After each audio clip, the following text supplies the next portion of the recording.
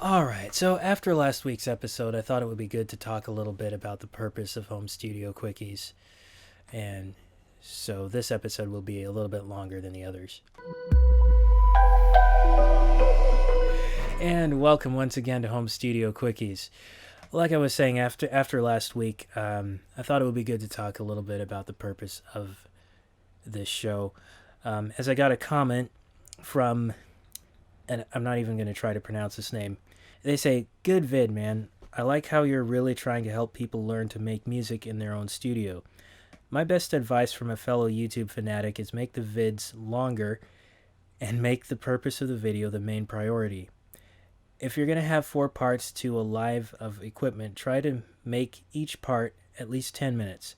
Other than that, you're doing great. Keep up the good content." And then he further comments, "Peace."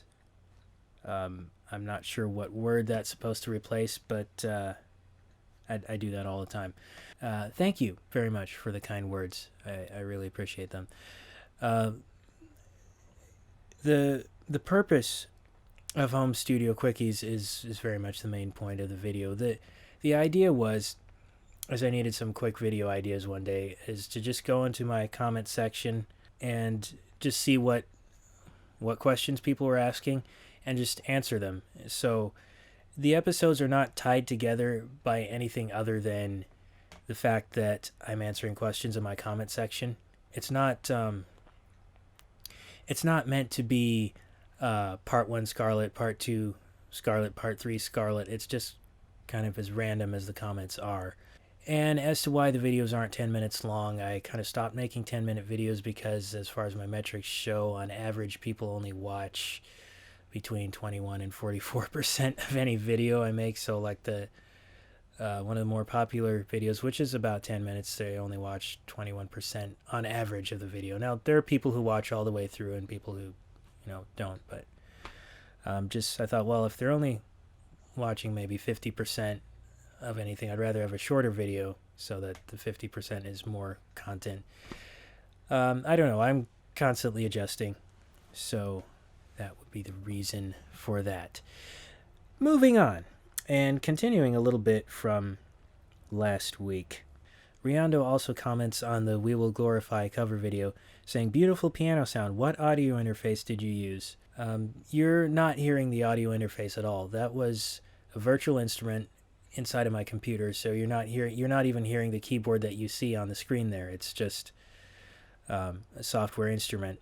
That being said, I do use the Scarlett 2i2 from Focusrite for my audio recording, but like I said, that was completely inside the computer. I was using Noir virtual instrument piano from Native Instruments, my new favorite.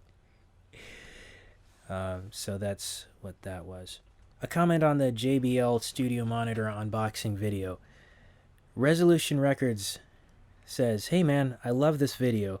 Loved how gassed you were for getting these." Just if you're, I guess, American audience wondering, gassed, that means excited. I'm guessing this person is from the UK. Loved how gassed you were for getting these. I wanted to ask if these speakers have an input for headphones, just in case you want to use headphones. You don't want to turn them off. Thanks for the review. Nice job. Thanks for the nice comment.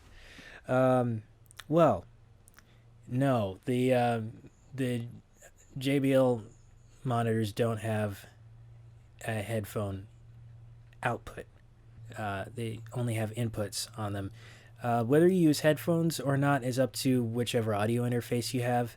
In my case, I have the Scarlett 2i2, so it has monitor outs and headphone out, and I have my monitors plugged into the outputs here on the back, and on the front my headphones, and they have a separate volume knob for each of them, each of those 2 outputs. And so even though the monitors are 2 separate outputs, they are linked to one volume knob, and then the headphones to another. So that's how you would use headphones with the JBL monitors.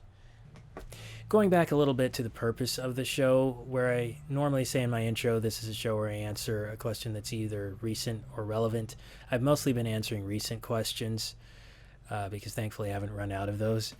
But relevant would be common questions like, that I get a lot, like, are the inputs on the Scarlett 2i2 stereo?